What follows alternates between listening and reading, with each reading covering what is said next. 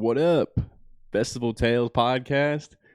Thanks for tuning in to this week's episode of the podcast. This is going to be a little different this week. Aid is currently not able to record the podcast.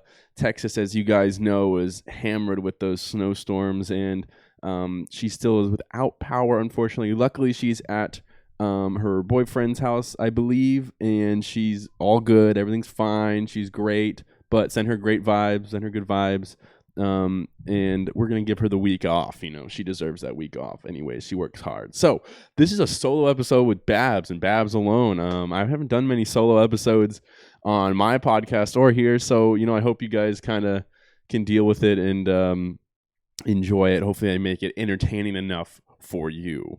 Anyways, let's get down and let's get to it. So, story time with Babs. Here we go. All right. All right, here we go. The story starts out saying this. So mine is not too bad of a story. Probably means it's going to be pretty bad, guys. So here we go. All right. 2019, November. That's how he wrote it. I would have wrote it November 2019, but that's okay. Excision Tour, Rochester, New York. We were running late and nothing was working as planned. ...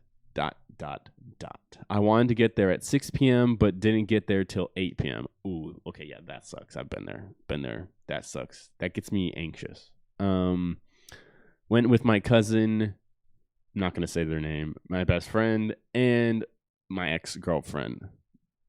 Quite the batch of people. For sure. There was no parking. Parked so far away and was beyond cold, and the line went around the building. To find out the line that we went around the building for was to buy tickets that we already had. Okay, that sucks. Jesus, that shit is just going wrong from the get-go. You know what that means, people? Party night, for sure. When things go that bad at the beginning, the story's got to be crazy because you just got to make up for how shitty it was at the beginning of the night. Okay, here we go. After getting in, I was 100% sober. I like to drink and have a great time, so I got a few drinks. My ex was the DD and was also pregnant, and then he puts in parentheses, I paid for her ticket for being the DD, and we broke up in 2017, but we're still great friends. Nothing wrong with that, people. Nothing wrong with that. At least kid's not yours, right? Okay, yeah, sorry. She brought some party favors for the rest of us. Ooh, Molly. Me, my cousin, and my friend all took one. I felt completely fine after an hour, but wanted more to drink, so I went alone and got more.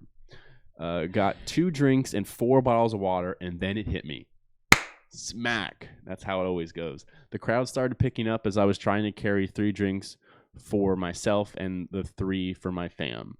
They took the cap off their water bottles. I was having a hard time. I started to roll and walk through the crowd, and I just kept apologizing to people. That's me as fuck. I started to brown out like a blackout. He puts in parentheses, like a blackout, but you get bits and pieces. True that. People were so nice letting me through. One gave me a unicorn headband. Now I'm 6'1", 300-pound guy walking around with my hands full with a unicorn horn on. That's so funny. Finally met up with my fam. They were laughing because of how I looked. The show started, was having a great time. Then someone had the idea to have another hit. But to find out the capsules we had were doubles. Fantastic. We all had 4 hits that night. Amazing. Not good, he says. Depends on your perspective.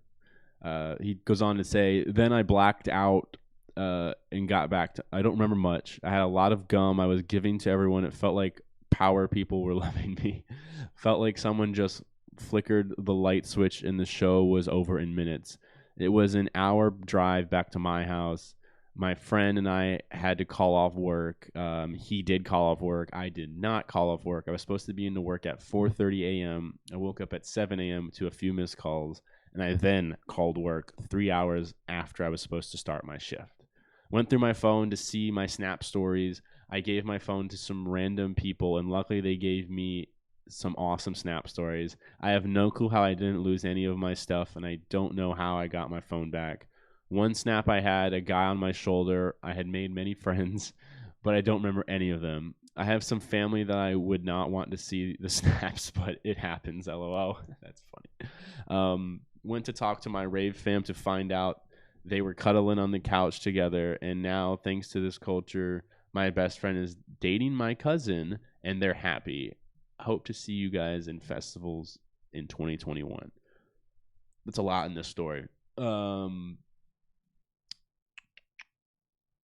I feel like it's so controversial to like hang with your ex.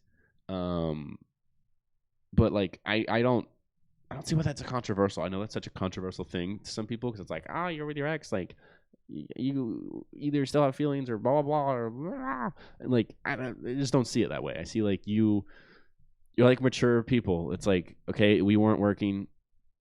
Yes, I did have feelings. I'm sure you guys had some time apart before you just came like buddy buddy. I'm not thinking like you guys just all of a sudden were like great friends.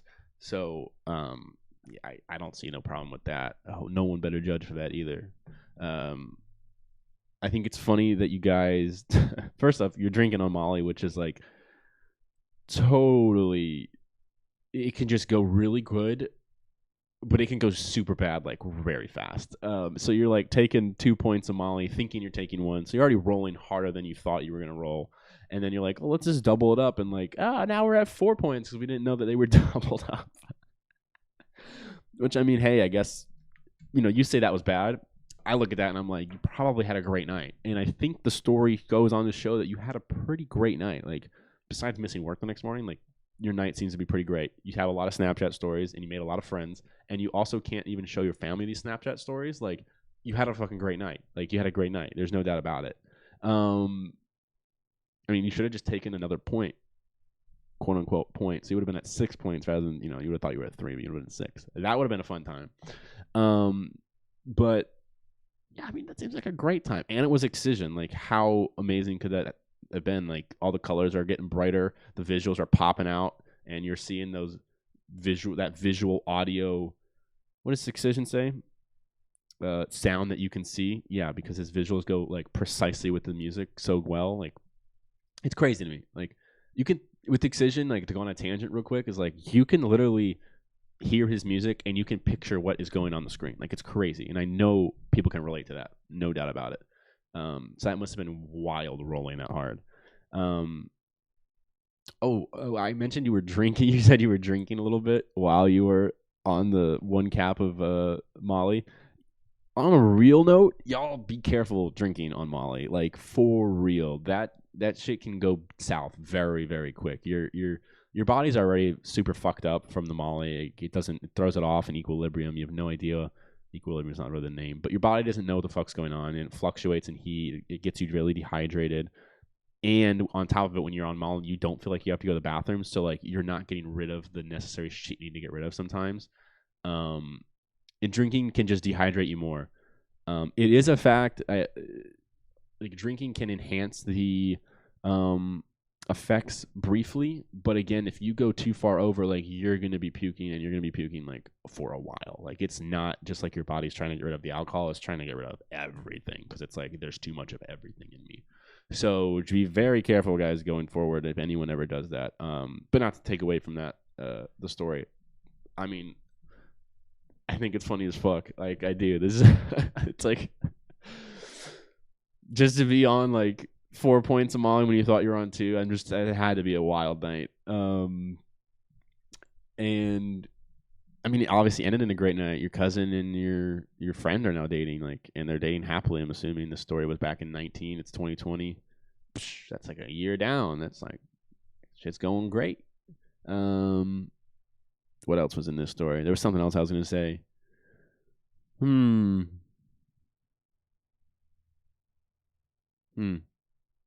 Sorry, there's a little pause here because I'm trying to look at the story and figure out. Oh, dude, the fact that you missed work, dude, that's fucking hysterical. And the fact that you called off, which is even better about it, is that you called off 3 hours after you were supposed to be there. At that point, you're like, your manager just know, like, they have to know, like, you're not coming in, And I get why you're called off, because like that's a respectable thing to do, and you probably were very apologetic. That's how I would be. But that's just so funny that like 3 hours later, you're like, by the way, I'm not coming to work. Like it's just so funny. Like 3 hours later, you're not coming to work. But I'm sure we've all been there, done that. I mean, I can remember one time I went to work. And I should not have gone to work. I did the opposite. I went in. Your friend that went in, fucking trooper, dude. Fucking give that man a high five, pat him on the back. He deserves it because that's a pain in the ass to go in after that fucking night. And I've done that before, and it is a pain in the ass. I've gone in to work super hungover where like I was just like a statue the whole day, basically. I can't believe they even let me work, but they did. And I just stood at the cash register and just pressed buttons and died slowly all day. And dude, you going through the crowd, like to circle back here, my mind's all over the place. Sorry you guys had to deal with that, but like circling back, I dead ass like I'm like you when I go through the crowd, I apologize to everyone. I can literally be like, "Oh, excuse me, like I need to get through," and they're like, "Sure, go ahead," and I'm like, "I'm so sorry, like I'm so sorry that I just had to like ask you if I could go in front politely," and I'm like overly apologetic, especially if I'm rolling or like anything like that. I just don't want to like be rude to people at all, even though I'm not being rude. Because I've dealt with some assholes. Like you've all dealt with some assholes. I mean, I've had people like just run right into me. I've had entire groups just run right between our group. Like I could be talking to someone next to me and I'm just like shoved aside and like there's just 8 people walking through and I'm like, thank you. Thanks for talking to me. Like you could have just said something. We would have let you through. No big deal. But you're just like me. I'm like, oh, I'm so sorry. Browning out. Who hasn't browned out? I wonder how many people are familiar with the term browning out. I knew what that was without the explanation. I'm glad you add that in because I probably would have just skipped right over that and assumed everyone knew. But like browning out is probably better than blacking out because you don't wake up as dead. I feel like that's like kind of like in an alcohol standpoint, you don't feel as dead the next day because you're not to that point where you don't remember anything. You just have bits and pieces of the night, and then you're like, the weird thing about browning out is like you wake up with bits and pieces, okay, and then you wake up and you hang with your friends and your rave fam, and like you can start all talking about what happened that night, and like you're piecing shit back together, and next thing you know, you're like, oh fuck, like that did happen. I remember that now, and then like boom, boom, boom, and next thing you know, you have this full story, and you're like, oh my god, the night's still crazy, but like I don't remember that happening. But now that you mention it, I can like picture it happening, and that's what browning out is like a perfect example of. It's like you got these bits and pieces. Your other fam has other bits and pieces, and then you come together and like, boom, you make a full story, and that's browning out. Hope you guys enjoy this episode. I mean, I'm definitely doing some single podcast moderating here. I've never done this before. I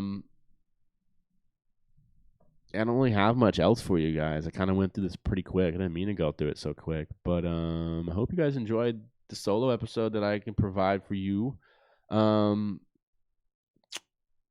last thing is you guys should probably know what you're taking. Or just take double points every time. I mean, at that point, your tolerance is booked, and you're gonna definitely need more the next time you roll. All right, guys. Thank you for tuning into this week's episode of Festival Tales Podcast. Please like, subscribe to the podcast, and we need more anonymous stories. I mean, we've got some saved up, we've got some ready to go, but we want more. So hit the Google forum below and write in your anonymous stories. I mean, we can't see who writes them in. No one else knows who writes it in except you and maybe your rave fam, which at that point, I mean, I would think your rave fam knows your most embarrassing stories, so like who cares? But yeah, I mean, that's all I got for you guys this week. I hope you guys enjoyed listening to my ugly voice, and Aid will be back next week with us, so peace. Holla.